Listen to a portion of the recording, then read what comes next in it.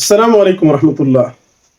سلسلة الآيات في إثبات الروايات زمونغا یو سلسله شروع د قرآن کریم په مبارکو آیاتونو د نبی کریم صلی الله علیه وسلم پاکی او خسته خبری داغي ثابتول. راځو دې خبره له د قرآن کریم بشمار آیاتونه دي چې داغینا اثبات د احادیث د نبی علیه الصلاۃ والسلام کیږي او د آیاتونو نه د دی وجنکو چې کوم خلک ځان ته اهل قرآن وي او موږ د قرآن کریم والیو نو هغه د احادیث ولې نه مني، حالانکه قرآن کریم وجوي مني. نو دا د احادیث نه منل بالکل واضحه خبره ده چې قرآن نه مني. هو کلمه حق اريد بها الباطل، د دې کار دا دی کلمه د حق خو مراد به باطل له قرآن یادي خو قرآن مني نه، بالکل ښکاره خبره ده. راځو اوس د قرآن کریم د سوره بقره آیت احل لكم ليله الصيام الرفث الى نسائكم، ستاسو د پاره چې دینو حلال لی پشپد روزه کې الرفث د خپل زنانو سره جما کول.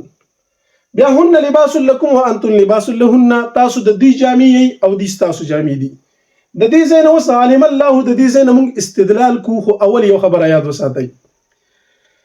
د نبی کریم صلی الله علیه وسلم احادیث موږ ته علماء ډیر په خاصه طریقې سره په حفاظت سره راوړل دي، لکه امام ابو داود رحمه الله تعالی کتاب النکاح کې نقل کړي، امام بخاری رحمه الله تعالی موږ ته په خپل صحیح کې نقل کړي، په خپل صحیح کتاب کې امام مسلم موږ ته نقل کړي. د دین علاوه چې څومره اصحاب السنن دي یا چې دینو جوامع دي یا مسانید دي هغه ټول موږ ته دا خبره نقل کړي د نبی کریم صلی الله علیه وسلم د صحابونه او د نبی کریم صلی الله علیه وسلم نه. په آیت به اله پوه شي چې په دې خبره باندې پوه شي دا حساب به یو صحابي او هغه او بخور غریب کړي د ټول ورځ کار کړي د چې کور ته راغی نو خپل بیبي ته وی ما هم کې ما سوتن کې چې مال ډوډۍ هغه ول ډوډۍ کتل تیارول نو د ورته بیا ود شي او چې ود بشوي نو سبا تر دروجي تر ما هم دی بیا خوراک نشو کولای، روجي ډېر ګران وي هغه وخت کې.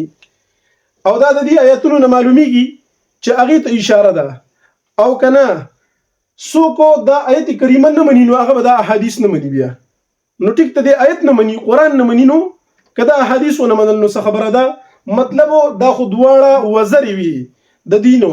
نو چې دا یو دې ته ونه منو نو بل خو خپل باندې پاتې شو نه مني. راځو دې ته خو دې دواړه نه مني زمونږ به دا وایي. د دین علاوه چې دینو جما د خپل بیبيانو سره دا منو دا به دینه کوله.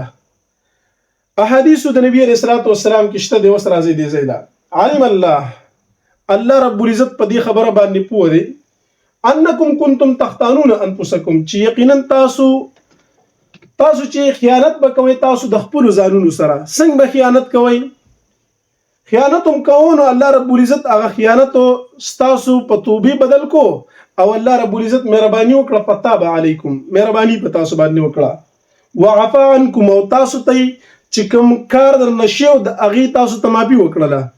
عفا عنکم الله رب العزت ته معافي وکړه.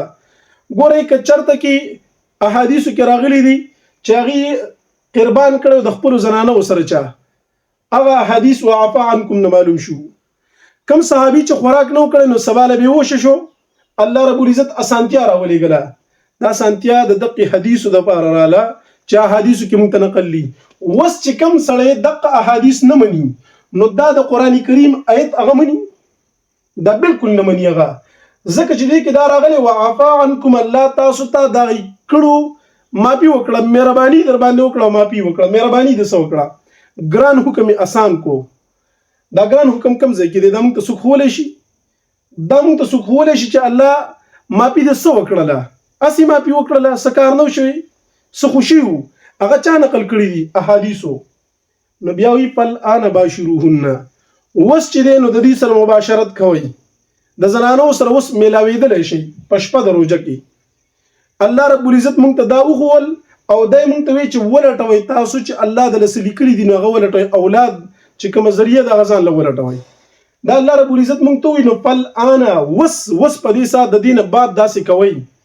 نو فل انا د دینه مخکې سو خو کنه چې پای کې حرامو دا الان پس دلالت کوي. فارغ له تعقیب مال وصل چې پس وس داسې کوي وس ته اجازه ده پته ولګېدل چې مخکې احادیثو کې سره راغلي هغه بالکل یقیني او حق او که څوک وایي چې دا حق نه نو دا آیت کریمه هغه نه مني.